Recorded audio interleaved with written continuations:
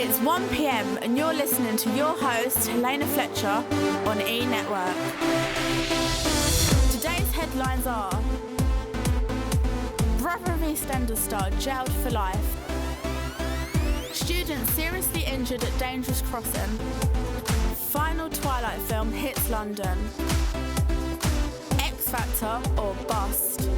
And finally, in sports news, David Beckham's charity transfer to French side Paris Saint-Germain. Tony McCluskey, aged 36, has been found guilty of killing his sister.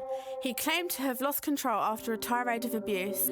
The killer spent up to 3 hours cutting off her head, arms and legs with a knife and a meat cleaver in an attempt to cover up the crime. He was identified by his father and brother on CCTV footage taking the suitcase containing her body to the Regent's Canal. He has now been sentenced to life imprisonment. 13-year-old Hannah Smith has narrowly escaped death due to being hit by a moving vehicle near Central Foundation Girls' School in Bow. Police officers have declared that from 300 road accidents, 51 young people have died this year. Hannah's incident made us aware of how important road safety is. We went to Central Foundation Girls' School to meet Hannah and find out what she had to say. It was a foggy day and I was crossing the road, and then before I knew it, I see a car right beside me and I got hit. It really got to me. I felt really shocked. I didn't know what was happening. I learned that crossing the road is really important and it's not something that you should leave aside. It's been a year's wait and teenagers can finally buy into the latest Twilight saga. The London premiere of Breaking Dawn Part 2 is currently taking place in London's West End, and the film's marketing team is said to be handing out free life-size posters of the lead actors. Our entertainment reporter Sajina Begum reports live to us from Leicester Square. Screaming fans are backing to get to the front of the poster distribution line. They want to get hold of their dream celebrity, in paper form of course.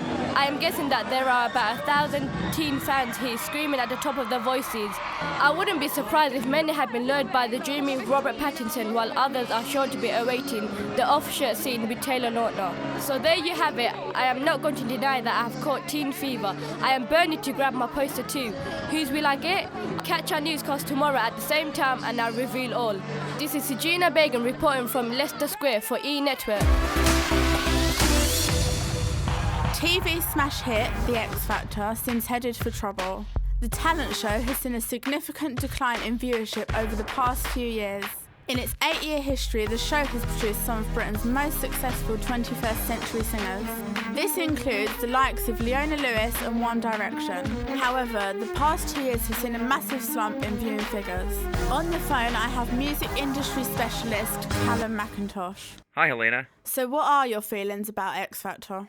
I think X Factor's just turned into a bit of a joke now, because everything's so set up. It's not really for talent, it's just about what the producers want. So do you think X Factor has outrun its purpose? I think there's only probably another couple of series left in it. I think people are a little bit fed up of it at home now, and they want to move on to some new, more interesting music, really. Who do you hold responsible for this? I think the TV production company's to blame, really, because they're more interested in making television interesting rather than finding new talent. Thanks for your time, Callum. Now, over to Nuri with the sports news. David Beckham has raised eyebrows and joined French side Paris Saint-Germain and announced he will be playing for free. The ex-England midfielder, aged 37, signed a 5-month deal and will donate his salary of at least $1 million to charity. Our reporters went out on the streets of East London to find out whether his decision is a good deed or just a move to boost his profile. It's generous, but there could be other motives why he's doing it. If he wants to give it, then generally we should, again, accept it. Yeah, I think he's doing it just to look good. I don't think it's going to be any skin off his nose how much money he gives away from his transfer. Personally, I think that David Beckham could actually up his profile and also be a good person at the same time. It will definitely make him look good. He's not doing it for his profile because you can't get much higher profile than David Beckham. He's going to retire in the summer anyway. For the full rundown on all of today's stories, you can contact us on Facebook, hashtag us on Twitter, or email us at www.enetwork.co.uk.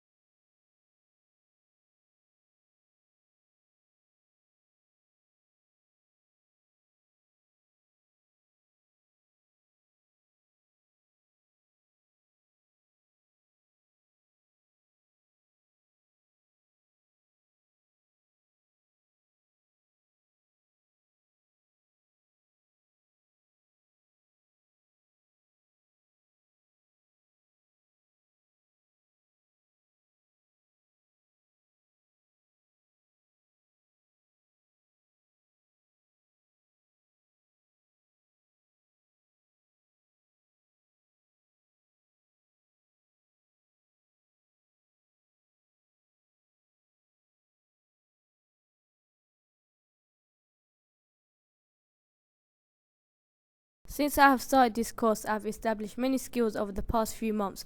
When I have started this course, firstly, I had to research how to write radio news. When a presenter conducts an interview, he or she should have open questions. Make sure throughout the newscast that the presenter thinks about the language that is suitable for the audience. Also, I have learned that when the presenter is speaking throughout the broadcast, they should liven up reports with lots of sound or audio clips in order to intrigue the audience. Furthermore, the main thing I have learned whilst researching was that a presenter should avoid long sections of script as they can be boring. Radio usually allows you to listen once, and so shorter sentences aid meaning. Additionally, I have learned that in order to keep your audience interested and engaged, you have to not rush your radio interviews, speak in shorter sentences, take time over the first 3 words of the sentence so that you don't rush into the sentences. Control nerves, keep radio interview interesting and engaging to the audience, and finally practice beforehand, as practice makes perfect.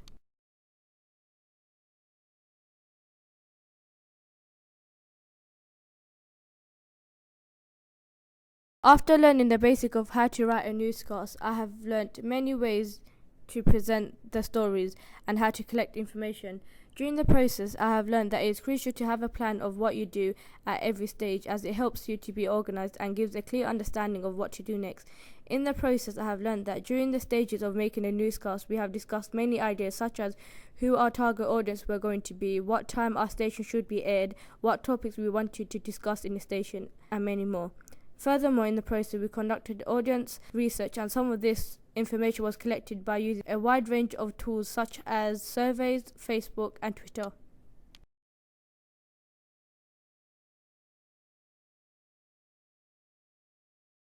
Organisation is very significant. I learned that in order to complete the task, we have to be organised in order for everything to be successfully completed.